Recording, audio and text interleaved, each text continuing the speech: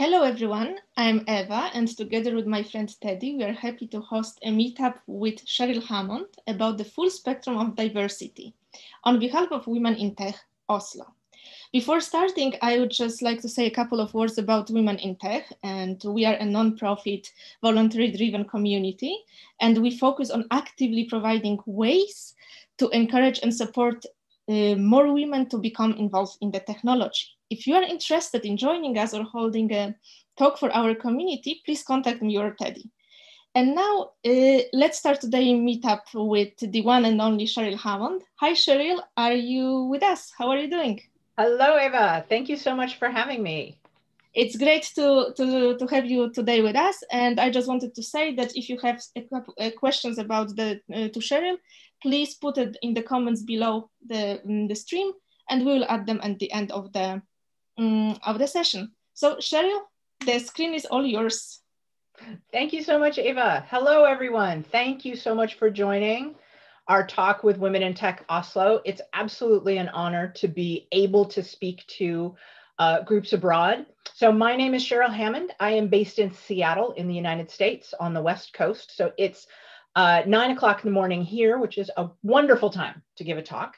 And I don't often get a chance to speak to groups in Europe. I have occasionally, but I love how more of these virtual conferences have made that more accessible for me as a speaker, and also I think to attendees that are dialing in, because it's a great time throughout the US to hop on a call and learn a little bit today.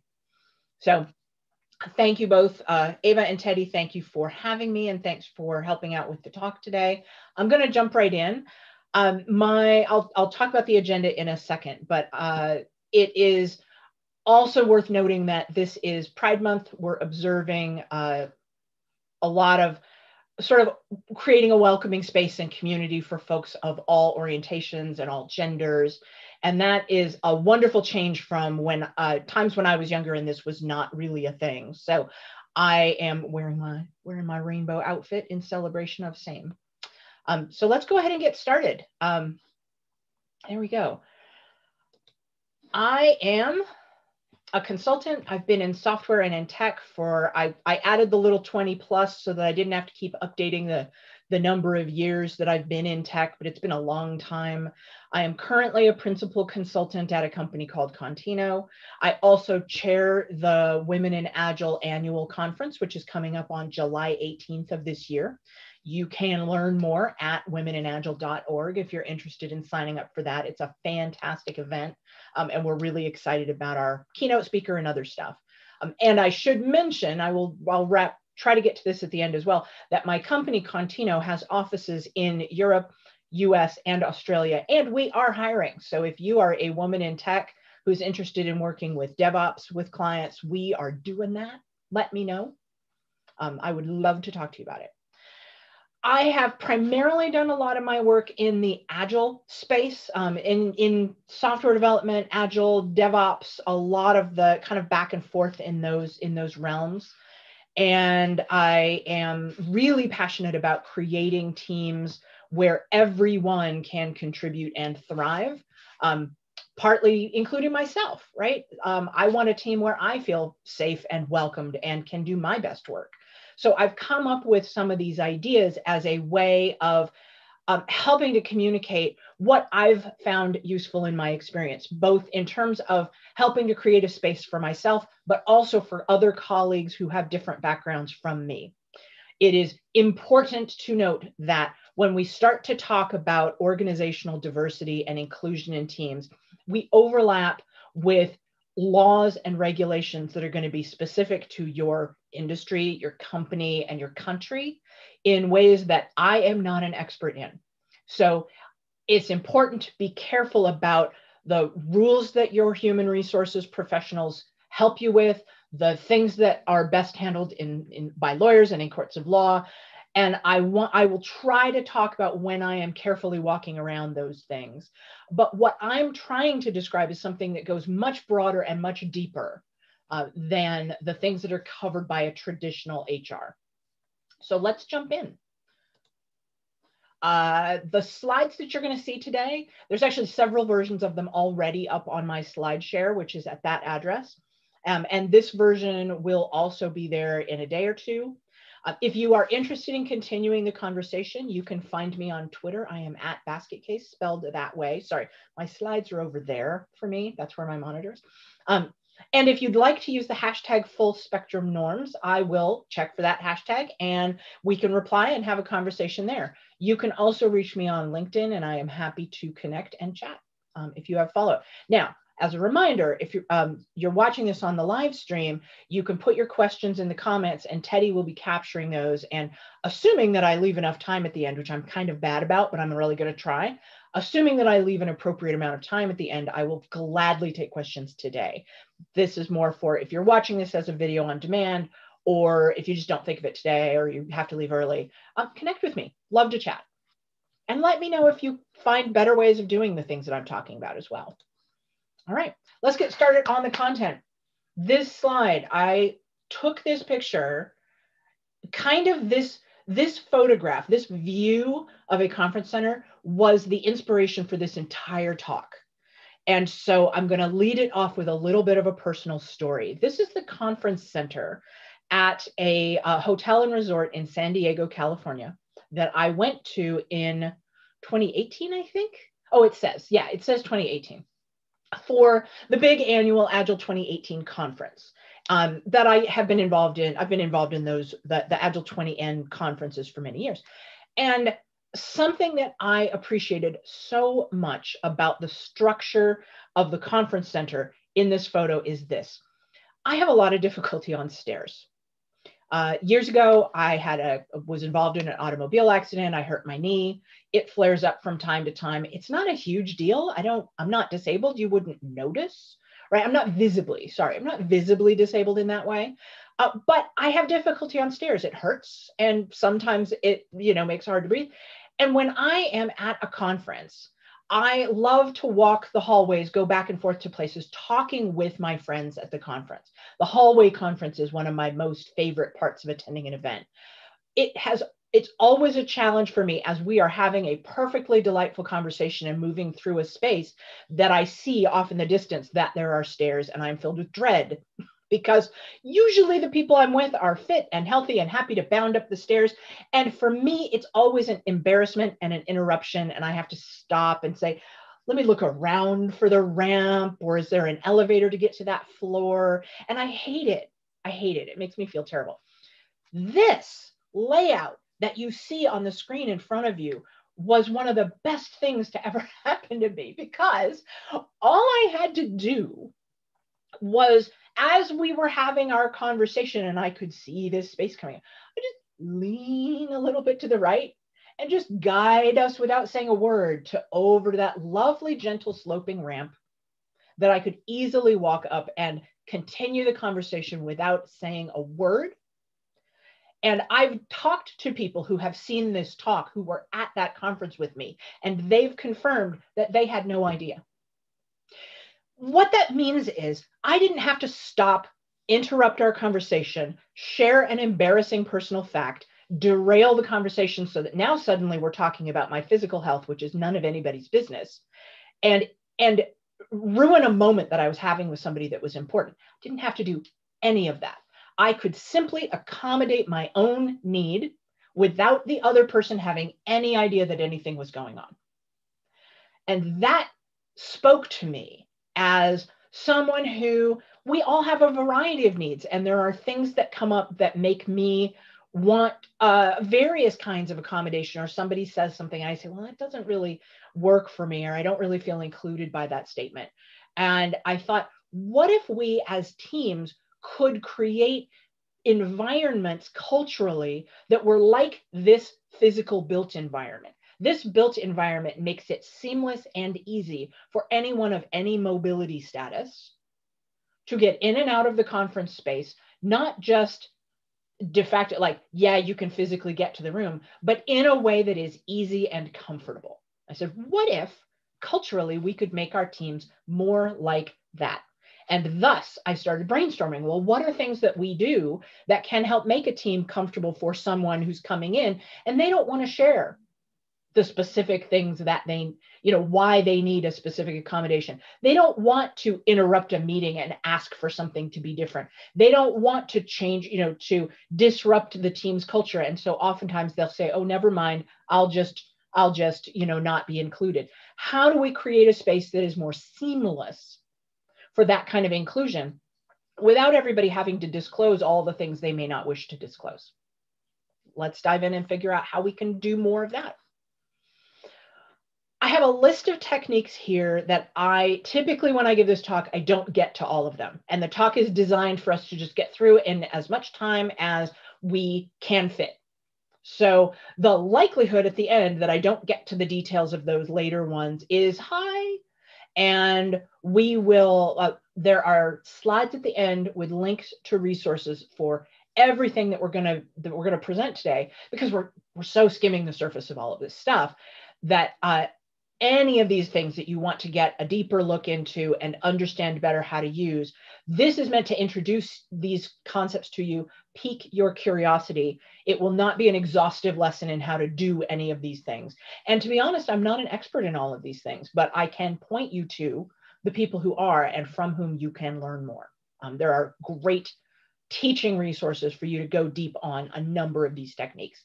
The idea is to get your mind in a particular mindset to be thinking about these opportunities. And then you will also find ways that are particular to your organization, to your culture, that can help you open up and be more inclusive to the people you have now and to the people you haven't even hired yet. So let's start by talking about what I mean by diversities, because I hinted at it a little bit. And I want to talk about I would call the full spectrum of ways of diversity.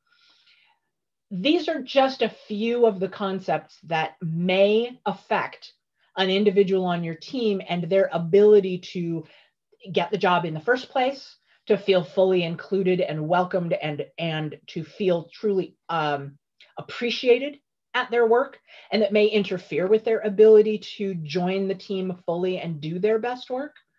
And I am focusing on this conversation at work, but you'll see as we go along that you may find ideas that work in personal circles as well, right? So that we want to expand our range of the people that we have in our lives, both professionally and personally. Now, notice that for some of the items on this list, in the United States, I'm somewhat familiar with the idea of we have legally protected classes of things that are protected from discrimination. There are legal frameworks around what happens when people in certain categories encounter discrimination at the job or in their, in accommodations in their daily lives. And so again, important to highlight, there are laws and HR professionals who are experts in things that affect protected classes, and different groups are protected in different areas, right? So for example, gender identity is protected in some parts of the United States, but not others. And it's important to know which is which for the place that you are.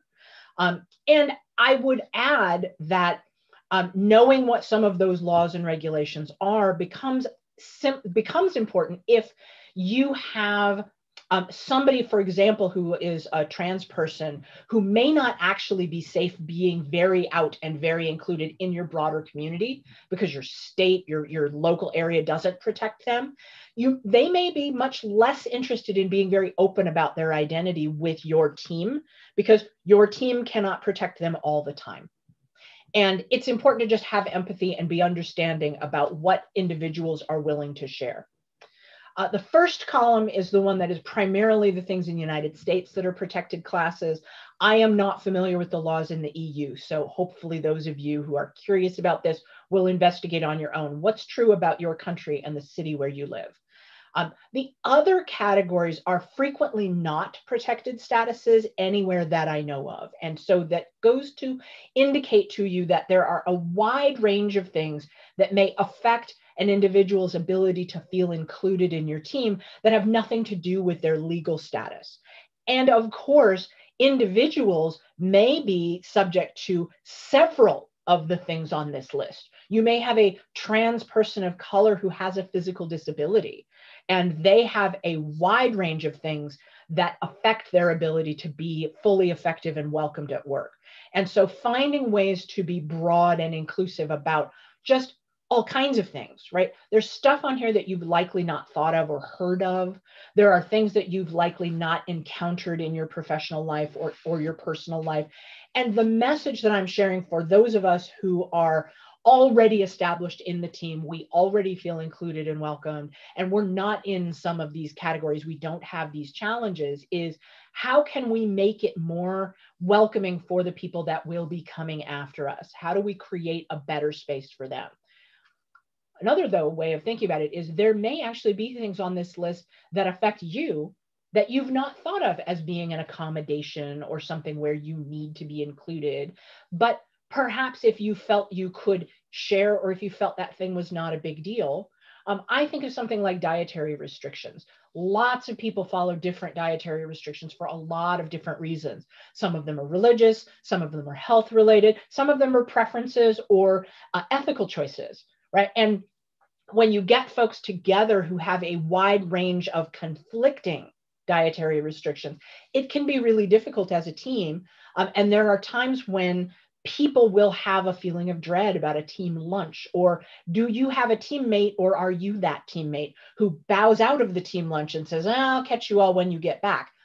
It's good to notice patterns like that, where a thing that we are doing culturally as a team to bond, if someone is typically not included in that, it may even not be a matter of figuring out a different or better way to have a meal. It may be figure out a way for your team to bond that doesn't involve a meal, so that the people who have to accommodate themselves in how they eat can do it separately and are not excluded from the team bonding part, right?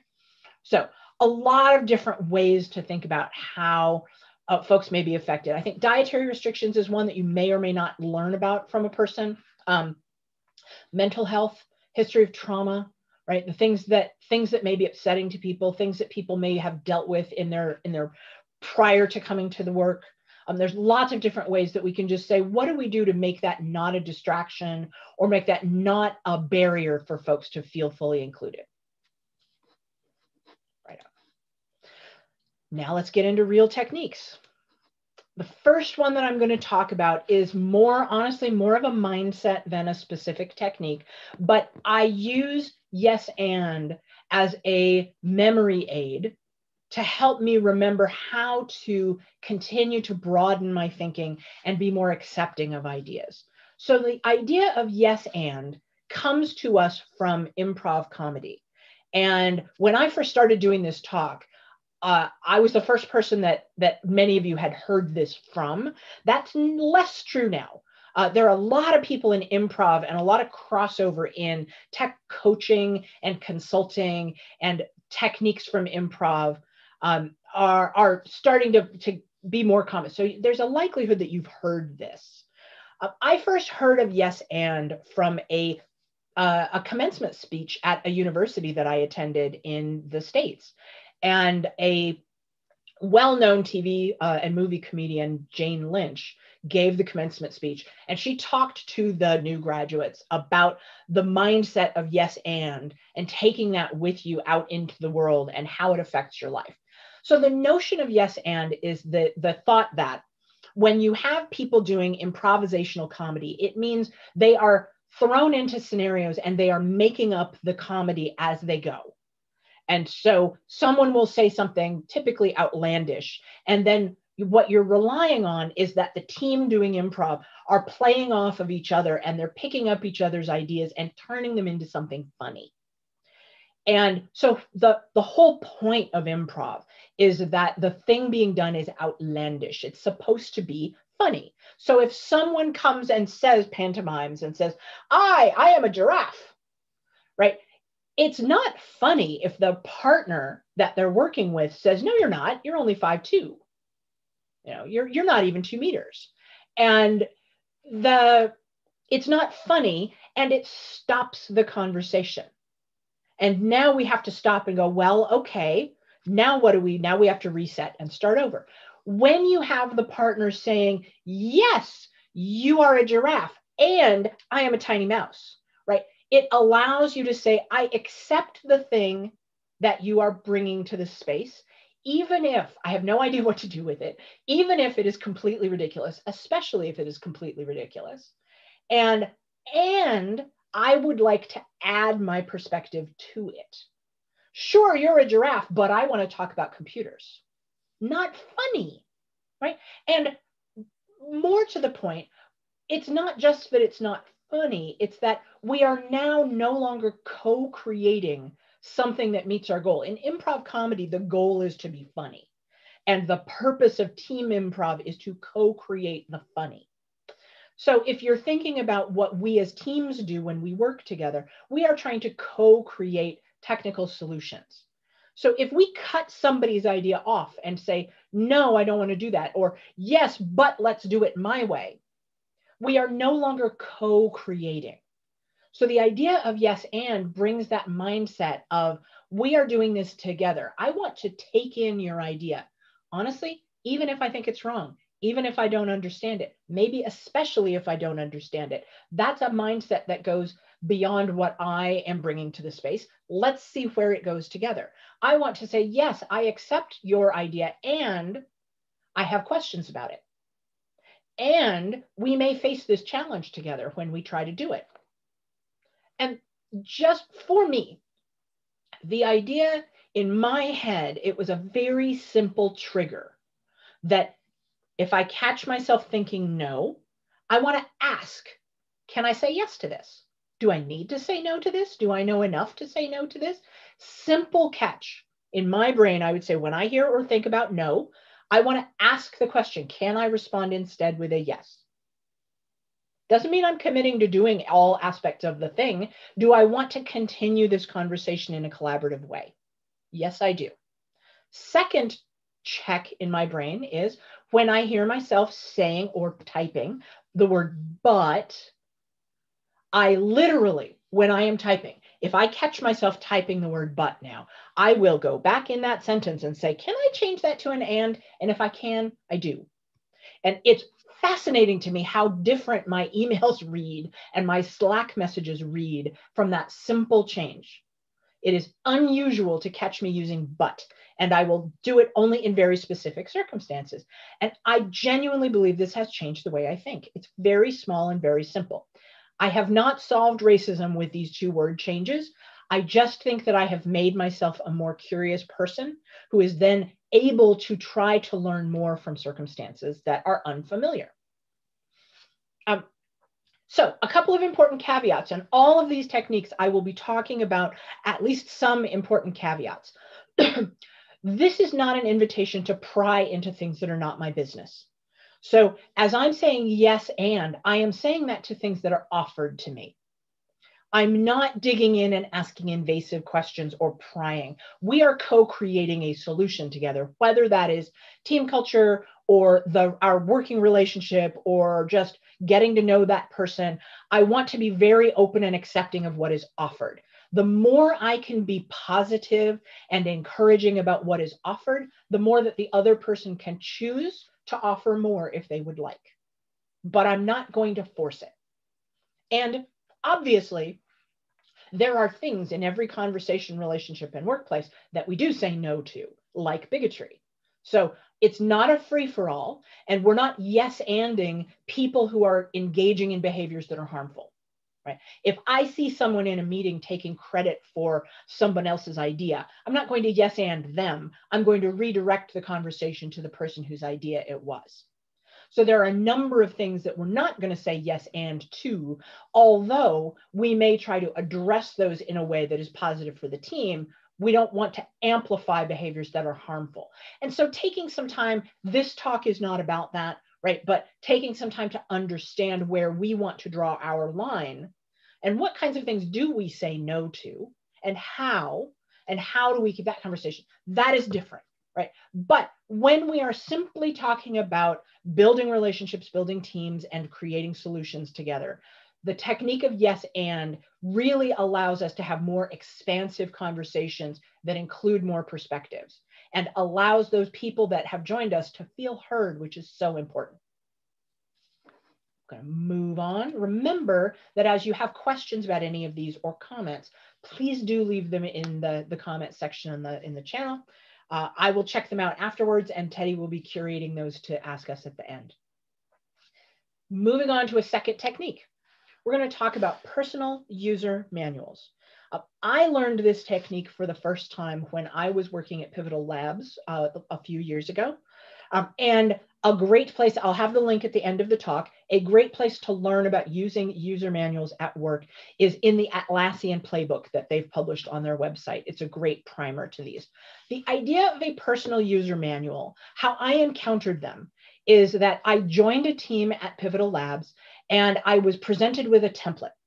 They said it was a Google Doc, right? Not a physical template. And they said, here's the list of questions. We at a team offsite retreat a year ago, we came up with a list of 6 questions that we would love to use to understand you better as you join our team. And the questions in this case had been, they developed them together. They said, what do we want to know? And they were very focused on how do you like to communicate? How do you like to work? What are the ways that can make this a frictionless experience for you as you join the team? And they said, here's your empty template. Please fill it out. We will ask you to share in a few weeks once you've gotten to know us at an upcoming meeting. And here is the folder. This was important. Here is the folder on Google Drive where you can read all of ours and what has gone before you. And so that combination of transparency of the rest of the team, right? That was something that made, because just being presented with a template with questions, I don't know you people, I'm brand new here. I don't know what's safe for me to say and what's not safe for me to say. Okay, so I get to go in and read, okay, my boss's boss has a thing in this folder that says what he struggles with, what he's trying to improve, right? Areas where he would like feedback. If I do this, it's something I'm actively working on. Let me know, tell me this way, right? And I felt like the people in these positions of management, for example, were making themselves vulnerable in a way that really was very reassuring to me, that if they can be vulnerable in this way, then I also feel that I can share a little bit more. And I still made very careful choices about what I put and how I asked for things. So let's talk about the technique a little bit. The practice is that you, as a team, you are talking about norms, working agreements, ways of working. There's different phrases that we use here that are true within your team. They may or may not have anything to do with a bigger organization or working with other teams. You just say, we're a team. We will be working closely together. We want to make sure that everybody feels good about our ways of working. And so the questions that you come up with as a team are focused on what will help you get along more effectively from day to day. And there are some starter set questions. Atlassian offers a few examples. I am happy to share examples of what's worked for me and my teams in the past. As I emphasized, I think it's critical that you're not going to ask a new person to share anything that isn't already available to them that everybody else has shared. So to me, the combination of here's your template, but also here's the folder. And we're going to give you plenty of time to read as much as you want and think about your answers. We're not going to put you on the spot in a meeting, during your orientation week. That's too soon. Give people time to think about it. And I used to go back into the folder and update my document from time to time. And if I had a meeting coming up with somebody that I hadn't seen in a while, this is a bigger team, right? If I had something coming up or if I needed to remember, like I want to schedule a particular conversation with someone, I actually did dip back into the folder and look at, okay, I need to meet with Mick. How does he like to be calendared, right? How does he like to be scheduled? And does he need me to send information in advance? Or is it okay if we just show up and talk? And when I would read his preferences, especially when they were different from mine, it gave me an opportunity to try to mold what I was going to do to make him more effective and feel more comfortable, especially if I was going to ask him for something. So a terrific example was, one of my favorites was everybody on the team was asked something along the lines of, do you want advanced prep before you go into a meeting or a conversation? Do you like to be able to read things in advance? Or is it okay to just show up and we'll see what emerges from the talk? I am very much that second thing. I If I am sent advanced materials, I won't read them. I just don't. So I'm going to show up and start asking questions. And I would like some time at the beginning of the meeting for someone to give me a quick context. Here's what we're talking about. Here's a little bit of background. And then I will go read more once I understand what it is we're talking about.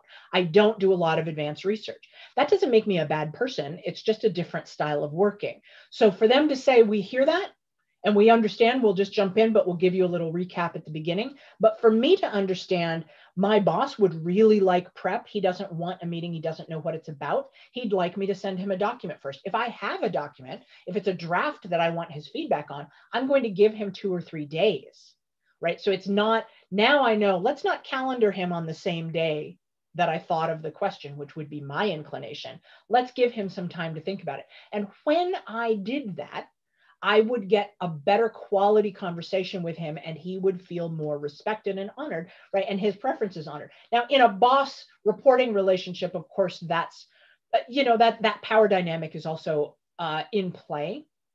But so let's pivot. It is also true when I'm dealing with teammates and we want to go, again, co-create something together.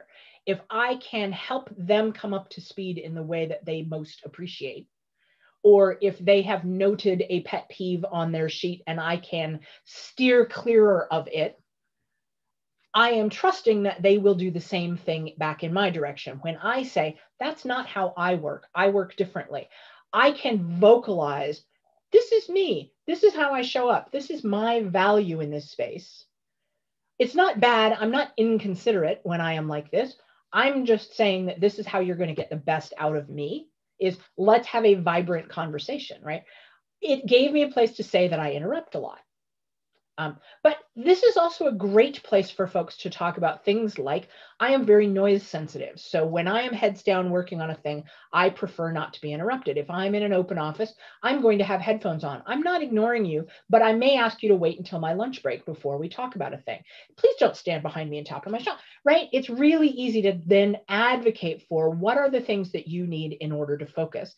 And when you need to, if I have my headphones on and you need to interrupt me, here is the best way to do that. And that gives us both. Please don't, unless it's this level of important. And also when it's this level of important, here's how to do it and I will respond. So now we have this whole back and forth, right? It can go as deep as you would like.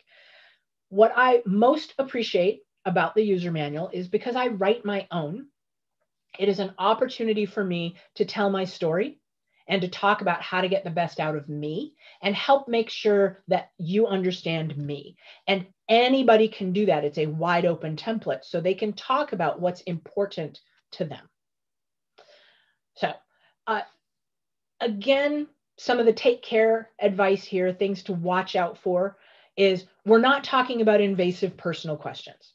Right. There may be a time or place for some get to know you questions and getting to know folks in their personal lives. User manual is not really for that. It is much more about establishing your ways of working and your mutual working agreements. You want it to be fairly high level and open. If the questions are very narrow, yes, this or that, it's constraining and it may not allow people the space to say, actually this third thing. So keeping them fairly open and broad in the way that they're asked is useful.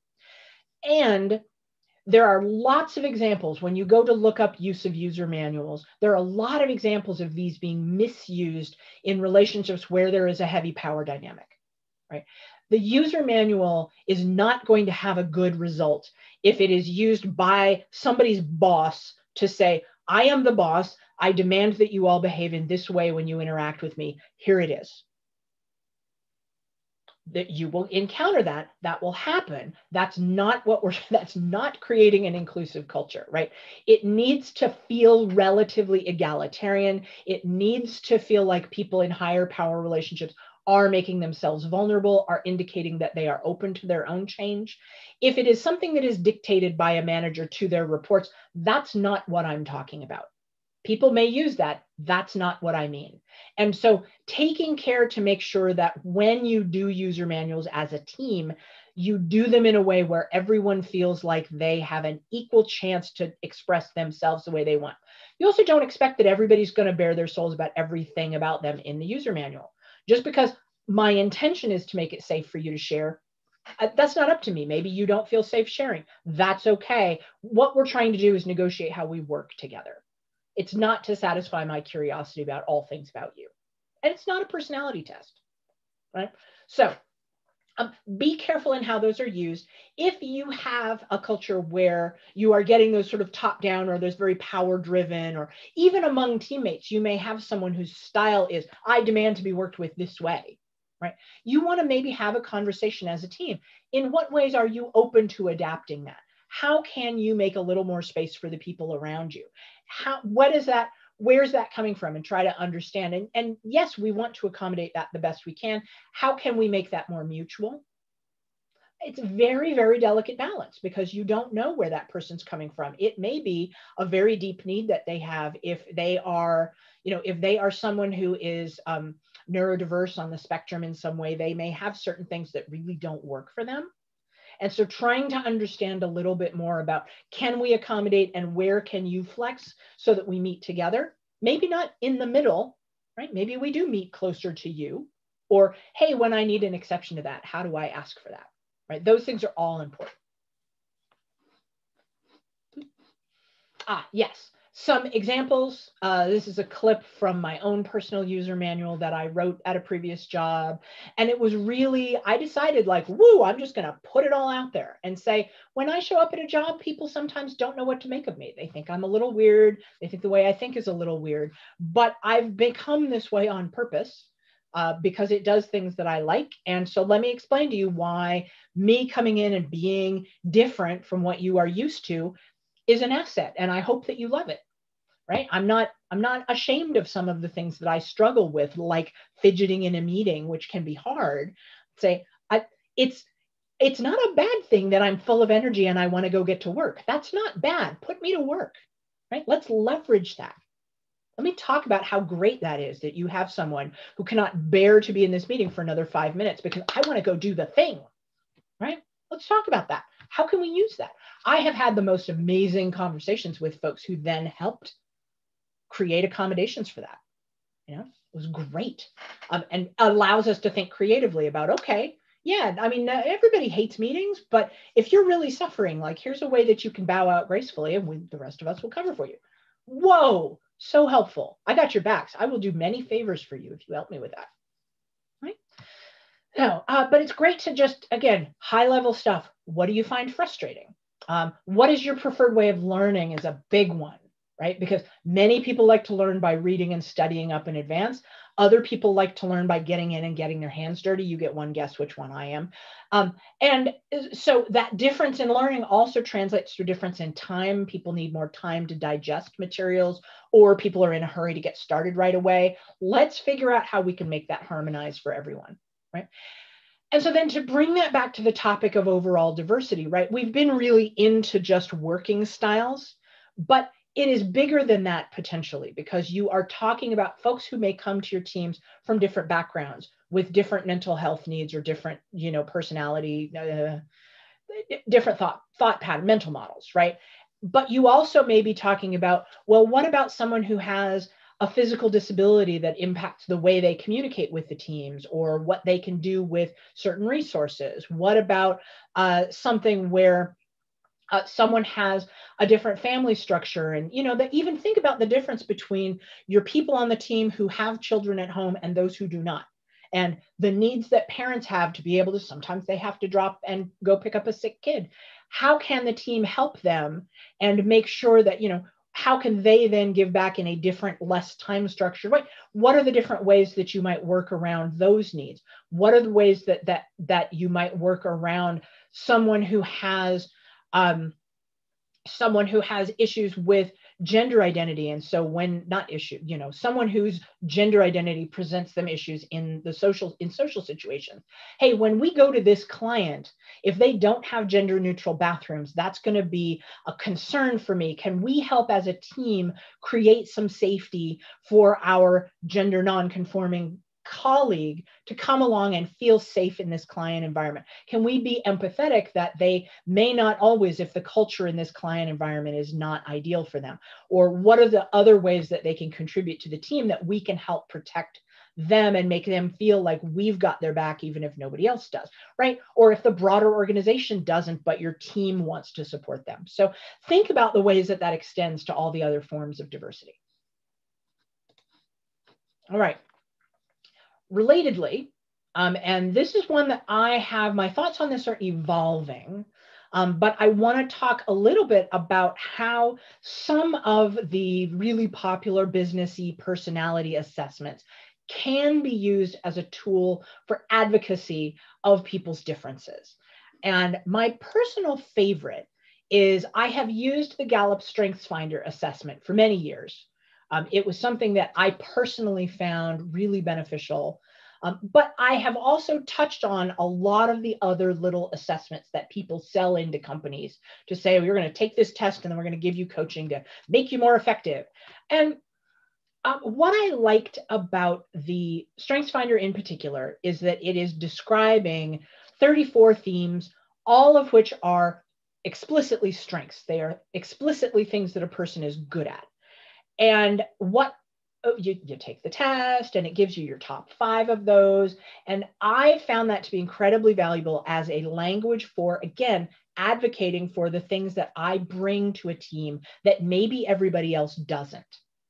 And so we want to talk about how do I add and grow the maturity of a team by being who I am, by being different. And that, again, we can think really strongly about how that might apply for you as an individual who are, identifying as female, showing up in a male-dominated profession. You bring a different perspective. And I don't presume to know what that is just because you're female. A lot of people assume that I'm more empathetic and more emotional and more feeling because I present as female. And I'm like, I assure you, I am not. That's not true for me. I'm actually kind of a hard-nosed engineer underneath, which is why this is such a technique-focused talk, right? These are all things I had to learn how to do because I didn't have them natively. So don't assume like, oh, it's because you're a woman, so you're good with people. Maybe, but those are not necessarily linked. The point being, there's a whole language around specific things that people bring, male and female and all other genders, that people bring to a team and of all national backgrounds. It's not about stereotyping the people. It's about saying, I uniquely as an individual bring these things. There is a strength called harmony that is about getting people to get along. I do not have it. It is not one of my top ones, right? And I frequently encounter teams where there is a man on the team whose top strength is harmony. That's fantastic. Let's elevate that. Let's decouple that from a person's characteristics and talk about what they bring as an individual and as a human to the team. So what I love about a tool like a StrengthsFinder is that I now have 34 vocabulary words that I can use to describe something beneficial that I get from a person in a situation. And I don't actually have to have proof that this is in their top 5 because everybody can do any of these things to some degree.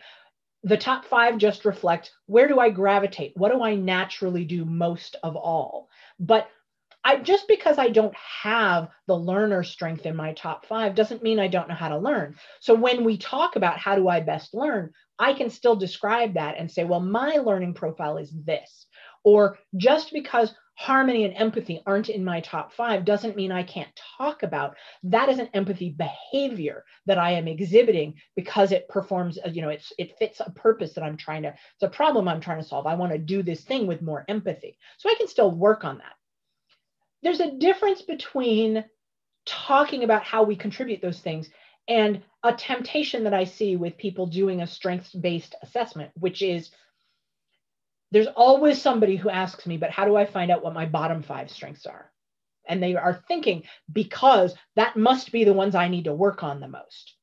And if you read there's a StrengthsFinder book that has a little introduction that really hammers home the point that says, this is not about beating yourself up for the things you don't have.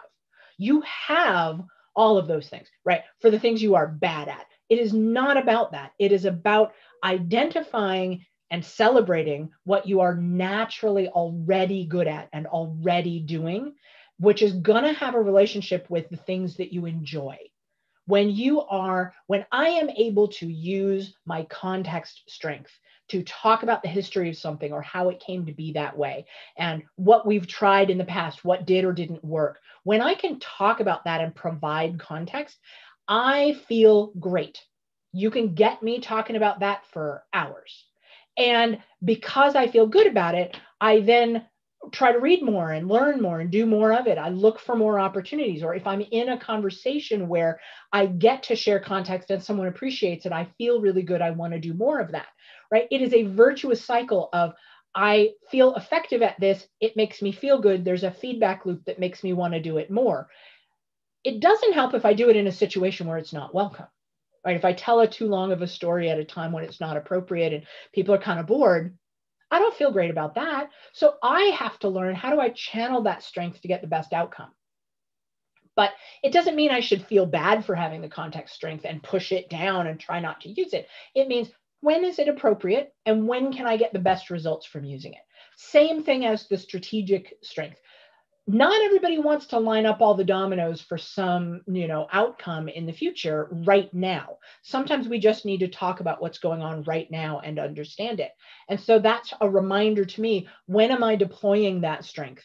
But when I have an opportunity to work in a job where my strategic strength is put to good use more of the time, I enjoy that job more and I do it better. And again, that virtuous cycle means that I develop that skill more, I get even better at it. I want to do it more.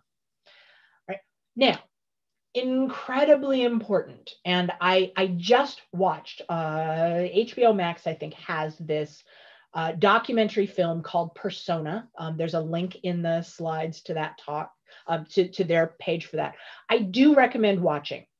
It is more of a takedown of the Myers-Briggs, which I have done in the past. I've had amazingly good experiences with it. I've had amazingly bad and toxic experiences with it. So it is an instrument that can be used for some great things that make people love it, but also for some terrible things. And it is really good to watch something like that or read some of the critiques and understand how to balance not weaponizing a tool. So I would stop short of saying you should deploy a personality assessment at your team or in your workplace. I like to do it. I try to make it super voluntary and just among people that are interested in it. Being asked to take a personality test is oftentimes not a safe feeling experience for the people on your teams. I would be very wary of it. What I found is that for my own interest and understanding in something like a StrengthsFinder, I also know the Myers-Briggs pretty well.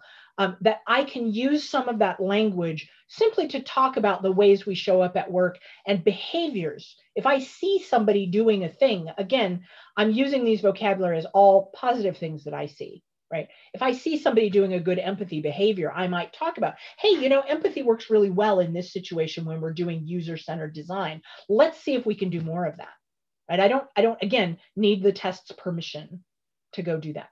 And I don't ever want to use that as a club to say, well, you're just being a learner right now, right? I'm not perfect, I've done it, but I try not to. So the idea here, what we're taking away from all of this is it's yet another way to understand the ways in which people may differ from us, especially in their working styles. And that may come from their history, their background, their education, their culture, their past experiences. We're not judging how they came to be the way they are. What we're saying is, we accept you the way you are. You are awesome. How can you contribute? Especially in the ways that we don't already have a lot of, that seem different, that seem unfamiliar. We want to celebrate those things. One of my favorite things to do when I've used StrengthsFinder with whole teams is to talk about the outliers. What about the people who have a strength that no one else on the team has? That's incredibly powerful. Right? And so how might we leverage that to be even better than we are now, rather than saying, oh, that's weird. And if you think about that in terms of these 34 strengths, you could also just think about it in terms of qualities that you see without a personality test. What are the ways that people are doing something that you've never seen on the team before? And how might you leverage that to make the team stronger and better? And how do you talk about when you see something that is unfamiliar or it makes you maybe even a little uncomfortable? I don't know why that behavior is that way. Thinking back to some of the other mindset shifts that we've made in this talk, how can you be curious about it, be open and welcoming to it, and think more about how to welcome it into your teams and make it a part of what your team does. Oh, you know what? We've got an expert in that thing. Let's go talk to them, right? And this assumes that's something you're doing together, something that they want to do. All of this is to go to one of my favorite taglines when we're thinking about diversity in hiring. I have been guilty in the past of interviewing people and talking about whether they are a culture fit. And that is a terrible, terrible way to hire inclusive and diverse teams, because culture fit means you are looking for someone who is more like what you already have. But what you want to look for is people who can add something new and positive to the culture that you have. That's how you grow. Culture fit is how you stagnate. And I've done it. I've been on teams that stagnated for that reason, because we couldn't handle enough change. And it's my regret that that was true. It is better to be open to how do we let new people inform how we work and help us change and grow. I told you that I probably wouldn't get through all of the topics, and we have arrived at the two that I'm going to just very quickly mention and point you to resources, because I'm not actually a very good teacher of these topics in the first place. But fortunately for us, there are entire vast communities of people that are very good at teaching these topics, and I am still working as a student to learn from them. So the first one that I want to mention is a technique called nonviolent communication. You will see it abbreviated NVC. And this was created by a mediator named Marshall Rosenberg. There is a whole book, which is linked at the end of this talk, that is about how to have a productive, empathetic, and caring, and humane, and compassionate talk in the presence of conflict. So I recently spoke with someone who was talking about how, and this was someone in a country in Europe that I will not name, where they struggle with inclusion for LGBT individuals versus a tradition of deep religious faith that is in conflict with LGBT, identity, and that they had people on both sides of that ideological divide within an office. And they really were stuck trying to figure out, how do we create an inclusive space when there is that innate conflict? And of course, that can happen over all kinds of issues. NVC is a very specific practice that allows you to talk in the presence of conflict and to step away from kind of the barriers that we put up and talk about what I as a human need in this situation. I am not saying that you lock people in, non-consenting people in a room and make them mediate. That's often very uncomfortable and usually has a power dynamic involved and is bad. But that the practice of nonviolent communication, of let's step back and think about what does each person genuinely need out of a particular situation. Feeling safe, feeling included, feeling heard, right? Feeling respected. How might we allow multiple parties in a conflict to all feel heard and respected? And maybe we don't force the other by forcing the other people to do a thing, but rather by just giving them a venue to hear out what they need. So we are, where it has helped me, learning a little bit of NVC has helped me simply have the habit.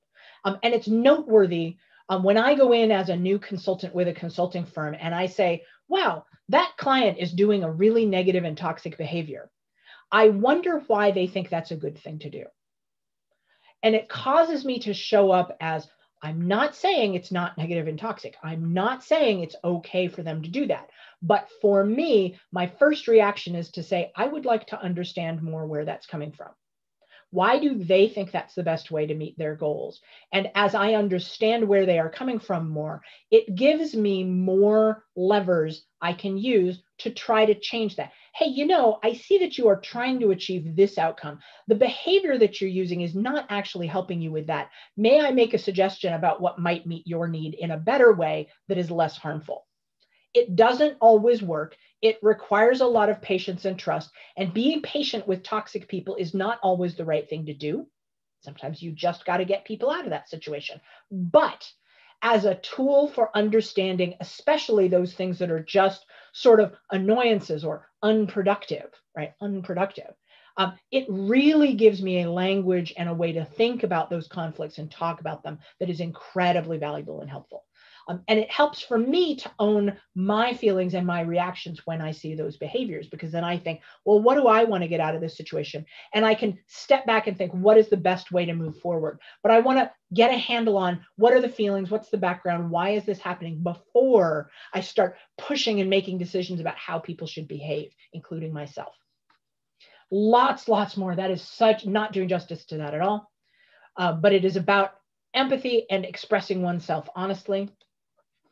Finally, quick shout out to Caitlin Walker, who helped me to learn a lot about a practice called clean language. She did not create it, but she is someone who teaches it really effectively. There's a link at the end of this to a TEDx talk that she gave that blew my mind about how to, again, more empathetically understand the differences among the people around us so that we can help them or even just support them as they help themselves. It is terrific to understand that there is an infinite variety of mental models, and that I don't have to understand your mental model in order to be out here supporting you as a human. This gets into some great psychology, so it gets really deep if you're really interested in that. And there are techniques around asking questions in a very specific way and using language in a very specific way to help honor and respect that that person's way of thinking is different from mine. And we're just trying to find mutual understanding. We're not trying to impose my mental model onto theirs. It's deep stuff and very cool. Here we have the promised list of resources. There's videos that you can watch and websites you can read and books you can buy about all the things that I've talked about in this talk. And I am open to questions about any of the other stuff. But this is, again, dipping your toe into a great ocean of ways to build stronger teams and relationships. So with that, I want to thank you for listening. I raced through and did not leave a lot of time for questions like I knew I would, but the conversation, I will stick around, and then the conversation can continue on LinkedIn, Twitter, reach out, happy to talk. So thank you again for listening.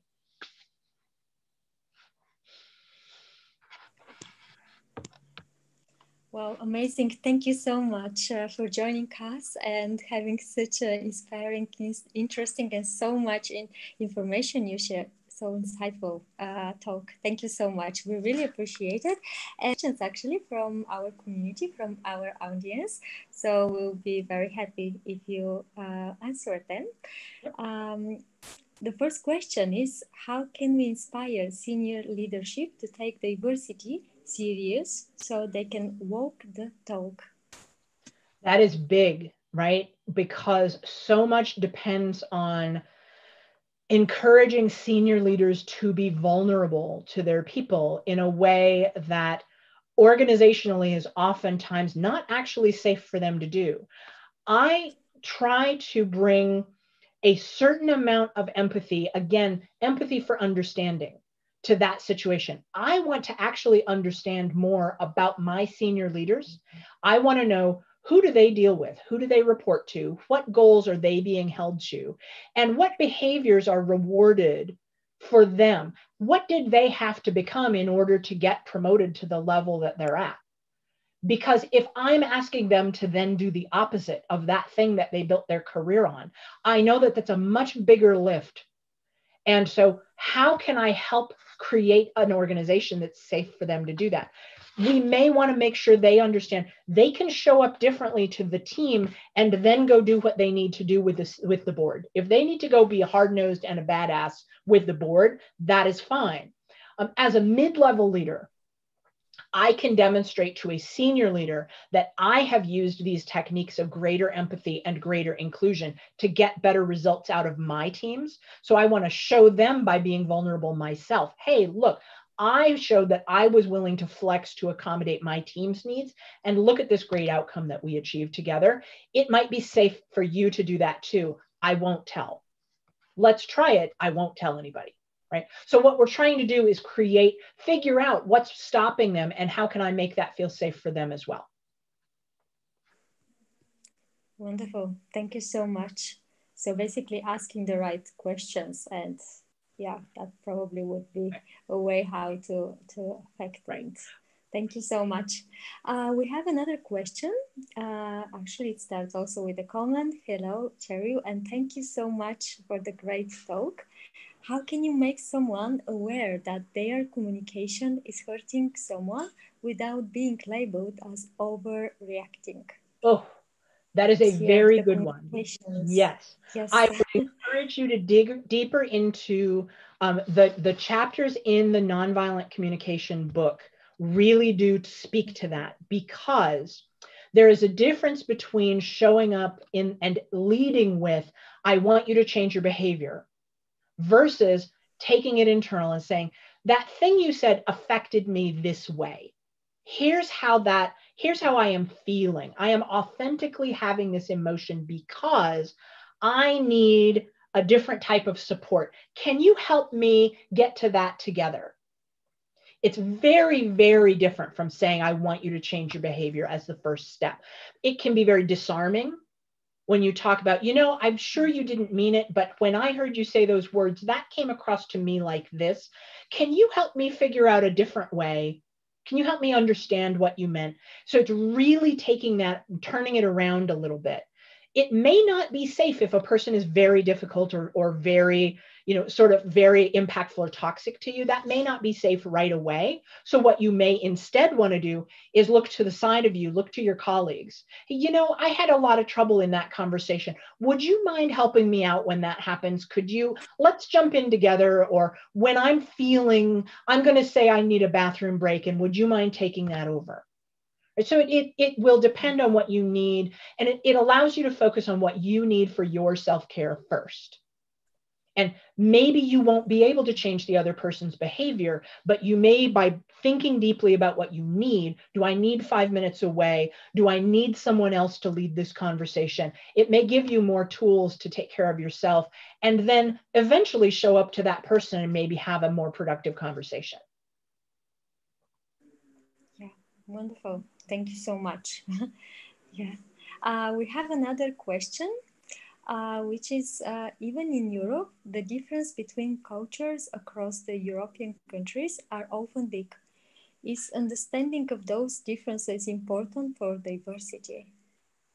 That's a wonderful question. So understanding the differences in cultures, and of course that could be your national identities, but it would also be your ethnic backgrounds and your family cultures. I think there is a yes and a no to that question. Of course, it is useful to understand where someone is coming from, but it's also terribly important that we not stereotype. Because my favorite example is that I have some very dear friends who were born and raised and lived in Germany. And there are lots and lots of jokes about stereotypes of the supposed German personality. And what was always funny about those is that anytime any of my friends on Facebook would make a blanket statement about what Germans are like, my German friend would not hesitate to show up and say, and I am exactly the opposite of that. And so it's very important that when we are working with individuals from cultures, that we need to take the time to understand them as individuals and not assume, oh, just because Mike is Belgian, that means things about, I don't even know which half of Belgium he's from.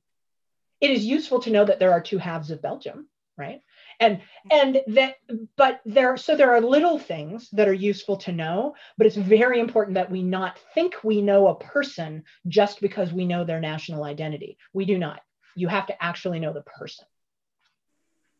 Yeah, wonderful. Yeah, it's really about probably looking more into the person, but not really putting in these boxes, which we are so used to putting boxes. Right.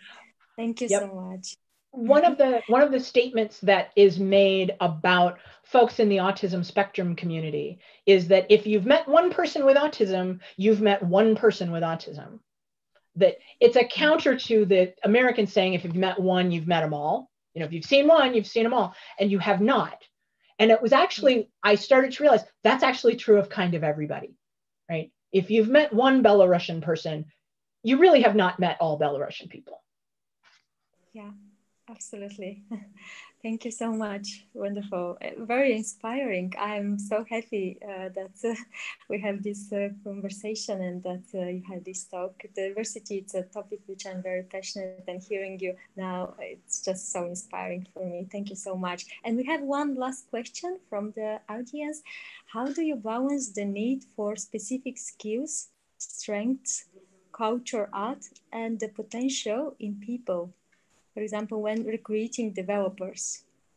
Mm-hmm. I think there are at least two ways I would think about this, right? Yes, when we are hiring developers, we are looking for people who are able to write code. And it's usually because we are in a job where the production of code is what makes us money, and we need to make money so we can pay people. So yes, we need that. Historically, I think we have had, and there is data that shows these things as well. There's a great talk by Jez Humble about the history of how we've hired in the, in tech communities, and that we've over-indexed a little bit on raw coding skill at the expense of the ability to work together as a team, for example, so that people skills are often disrespected in technical communities. And the reality is that as we learn that software development teams are vastly more effective when they are more collaborative, so that we want people who are able to collaborate effectively. That requires that we think differently about how much raw technical and engineering skill a person has, or how much heads down time they spend writing code by themselves. We want to actually learn to value that a little less and value the other qualities a little more, because they are associated with good outcomes. I will also say about this that for some people, it is useful to think about if they are struggling in a particular role and they're not providing the thing that role needs, sometimes that can be because it is not the right role for them. And my point of view on this, especially in a large company, is that there is no reason on earth that a reasonable person who is trying their best at a job shouldn't be able to find a role that suits them better if the one they're in is not a perfect fit. You will see a lot of times that companies will say, it's not the right fit, and we're not the right fit, and we want you out of here. And if it is a person who is legitimately trying and wants to contribute, I think find them a role or shape that role in a way so that they can bring what makes them the best to doing that job. So think about, what does the team need? Don't maybe not be constrained by a developer needs to crank out a lot of code, but maybe one developer is really good at doing code reviews. And there's no reason to necessarily say everybody has to do an equal number of code reviews if one person is better at it than another and the outcomes demonstrate that. It doesn't mean give all the garbage work to the person who has the least power, by the way. That's not what I mean. It means we really want people to choose and gravitate towards the work that makes them feel good. And you may need to hire to have more balance on the team because of that. Yeah, well, wonderful. Thank you so much. And that I just wanted to ask you, I think it has been done a lot of work last couple of years, but we have so much work to do to change the mindset. What do you think each one of us could do to contribute to this process? Just couple simple advices and steps. I think speaking up in your teams, no matter what role you are, talking about any of these things, challenging some of those assumptions, right? The biggest one is we would love to hire a more diverse team, but we just can't find the candidates. And that is always bogus. That is always a good thing to challenge. Are we looking in the right places? Are we looking for the right skills? Are we broad enough in what we're willing to include? No, we're not lowering our standards, but if you're not tapped into, in America, for example, there is a massive and thriving community of Black people in tech. And most white people in tech have no idea where it is or how to find it, because our lives in America tend to be very segregated. And this will lead a group of white people in tech to say, I just don't know where all the Black developers are. They are there. You have to go find them. There are lots of them. They are way more skilled than you. And you would be lucky to, and you probably can't afford them. Let's go find them. Right. And so challenging some of those assumptions, well, we'd love to be more diverse, but we can't be lowering our standards. Incorrect, right? Lots of people who look different from you are more skilled than you are and would be an asset to hire. You just aren't doing the work to find them. So some of those things. And then on the team, again, everyday steps that you can do to create an inclusive climate on your team. I say that it's really important to create inclusion before you think you need it.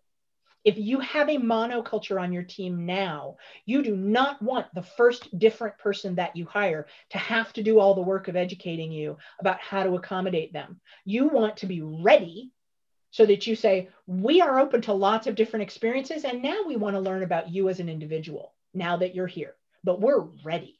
There's a lot of work you can do before you think you need to.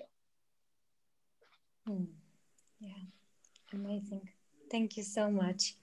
Really great, amazing talk, and the questions were also so inspiring. Thank you, everybody, for the questions. They were great.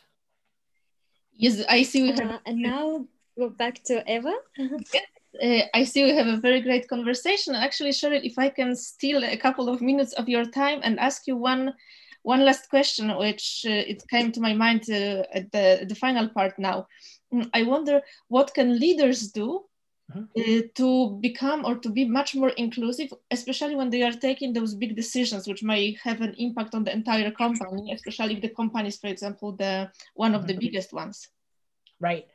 It is very much about leading by example. And I talk a little bit about leaders making themselves vulnerable, but I want to also caution that. So for example, me as a white woman, middle class in the United States, I have a certain amount of kind of, I fit into a lot of boxes and I'm very comfortable in a lot of spaces. And so, yes, it matters a little bit when I talk about times that I've not felt included, but that doesn't prove anything about whether I'm a good leader for a Black woman who joins my company. And can I create a safe space for her to thrive?